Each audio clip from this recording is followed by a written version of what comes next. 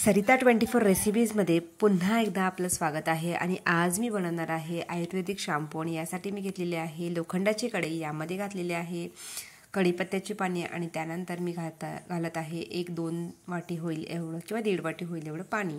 यामध्ये आता मी घालणार आहे सर्व काही हर्बल प्रोडक्ट्स, म्हणजे आयुर्वेदिक प्रोडक्ट्स जे घरच्या घरी आपल्या बागेमध्ये उपलब्ध असतात। त्यामध्ये आलं तुम्ही पाहू शकता, अलोवेरा आहे, कढीपत्ता आहे, लाल जास्वंदीची फुलं आहेत, त्यानंतर कडुनिंबाची पाने आहेत, तुळशीची पाने घातलेली आहेत, ही मेथीचे दाणे घातलेले आहेत। तर त्यानंतर मी रेठासुद्धा बारीक करून टाकलेला आहे, जेणेकरून त्याचा फेस येतो आणि खूप छान अशी हा शॅम्पू बनतो।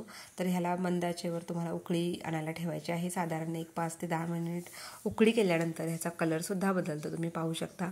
तर पहा, बाजारात आता बरेच असे शॅम्पू आहेत ज्यामुळे आपले केस पांढरे होतात आणि खूप सारे गळतात। त्यामुळे आपण मॅक्सिमम घरच्या घरी जर असे आयुर्वेदिक शॅम्पू बनवले, हर्बल शॅम्पू बनवले तर याचा खूप फायदा होतो। आणि हर्बल म्हणून विकले जाणाऱ्या प्रोडक्टमध्ये कितपत केमिकल्स असतात नसतात याबद्दल खात्री नसते, तेव्हा शक्यतो आपण घरीच असा शॅम्पू बनवला तरी उत्तम। तर तुम्ही 1 दिवस जरी बनवला तर घरात सगळ्यांना वापरता येईल। आणि समजा तुम्हाला 2-3 दिवसांनी वापरायचा असेल तर तो तुम्ही बाटलीमध्ये भरून फ्रीजमध्ये सुद्धा ठेवू शकता आणि तो तुम्ही कोमट पाण्याने कोमट करून घेऊ शकता किंवा आहे तसा गाळून घेऊ शकता। रेसिपी आवडली तर